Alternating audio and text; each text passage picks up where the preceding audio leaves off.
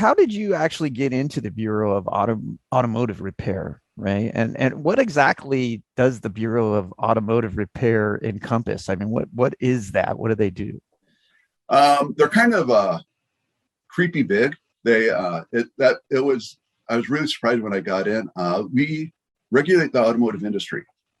How I got in there was the kids were in high school and junior high school, high schoolish, and I was looking to work my way closer to home. At that point, I had a shop for a while that was, about an hour away from home, and I was spending, I don't know, 10, 11, 12 hours a day there. I need to spend more time. I knew the economy. It was 2007, and the the real estate market was not a surprise to anybody that was in the real estate thing. I saw it coming. My customer saw it coming. I got out before the whole thing and the economy started coming down, and I went back to dealer down in Newport Beach, which is an even longer drive. And then things started slowing down. I wasn't making enough to really justify driving down there. And so I was working closer to home. I ended up at a Land Rover dealer close by, and then things slowed down there, and they started just laying people off. I got to Audi, but I'd already started on my finishing my associate's degree so I can teach. I wanted to teach.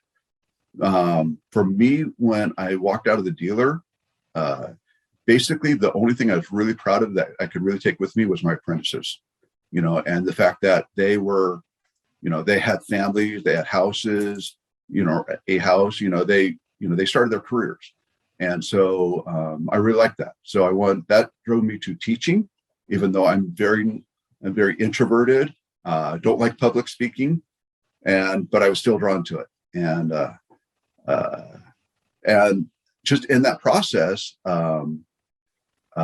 just the Bureau of Automotive Repair, I had, when I had my shop, I had someone in the field, a friendly call, they came by, it wasn't a bad call, and started talking to me and tried to talk me into coming working for the Bureau.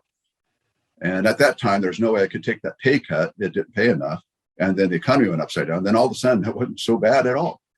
And so that was always in the back of my head. So I started applying. It's kind of a long process to get in. And then finally, I got the interview. And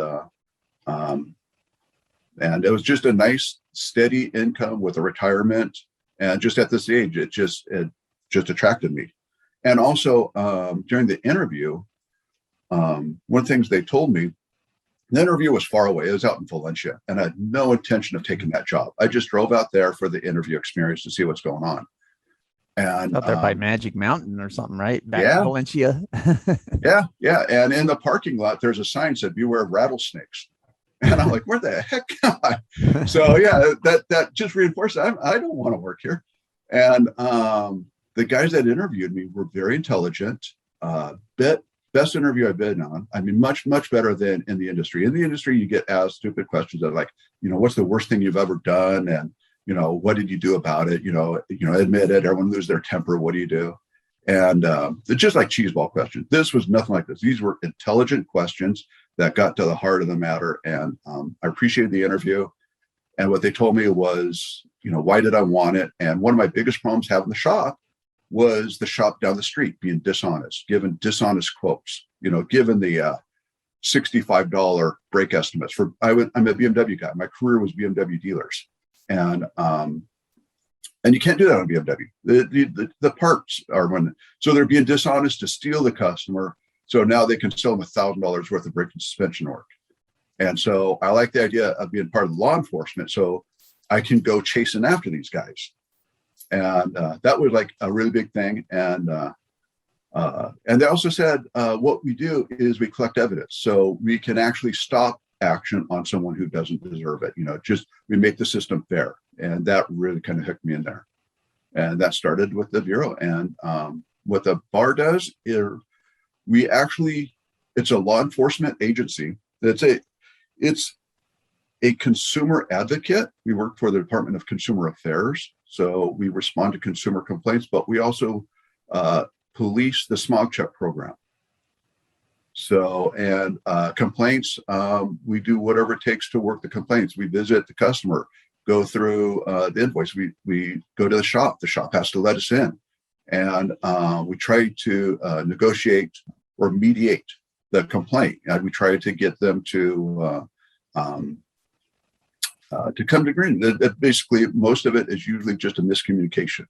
So we, just tell the consumer, the stance and kind of the industry, the view from the industry, and we go to the shop and we gently remind them of the laws regarding what they have to do, and hopefully they if they can come to an agreement, it all stops there, and that's our best win, is when they get along and everything's doing good.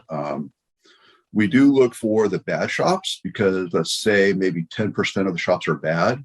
Like cheating on smog tests or something like that? Cheating on smog checks, or ripping off customers. I mean, transmissions, really common. It's very easy to charge for hard parts you don't do.